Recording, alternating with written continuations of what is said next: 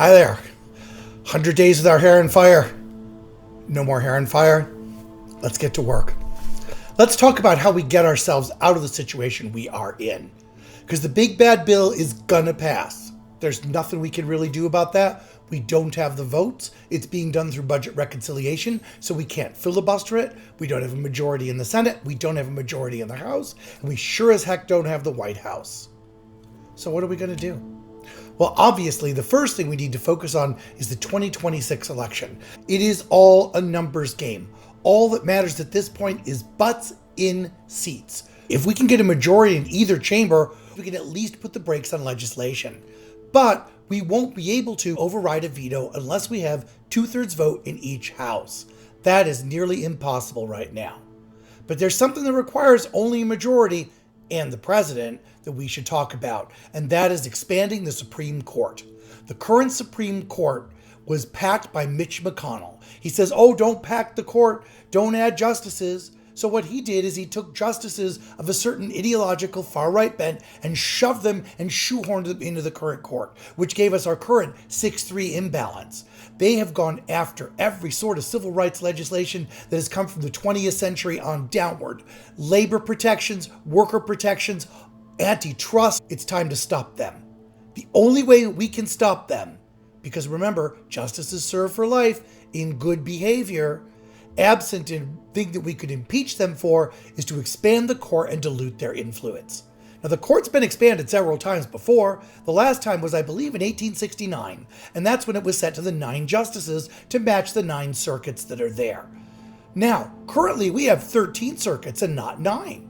So what we really need to do is we need to undo Mitch McConnell's nasty handiwork. And that's going to mean shifting the ideologic balance of the court back to the center.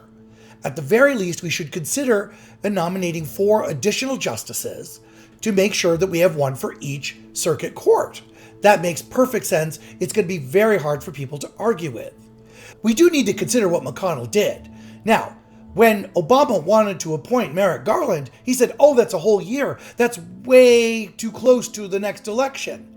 And then, when Ruth Bader Ginsburg died and early voting had already started, McConnell said, you know what, since I'm in charge of the Senate and the same party's in charge of the White House, who needs checks and balances? Let's go ahead and slam a justice in right now. And they did. And in doing so, they changed the ideologic makeup of the court.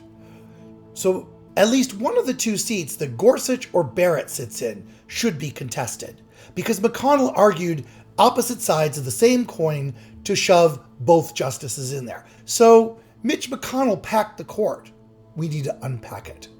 Now, like I said, the least controversial number is 13 for 13 circuits. But I think the problem is people are going to be tempted to play this game back and forth, back and forth. So what we need to do is we need to expand the court so much that there is no way that anyone can do this again in one term. I think if Democrats expand the court and explain to the public clearly why they're doing it, to unpack Mitch McConnell's court packing and bring the court ideologically back to the center, everyday people understand how extreme the court is. A majority of Americans disapprove of the Supreme Court. A majority of Americans think the court is partisan. That's what we need behind us if we're to do this and have the moral authority to properly restore the court. So I want to say to every Democratic person running, you need to talk about expanding the Supreme Court.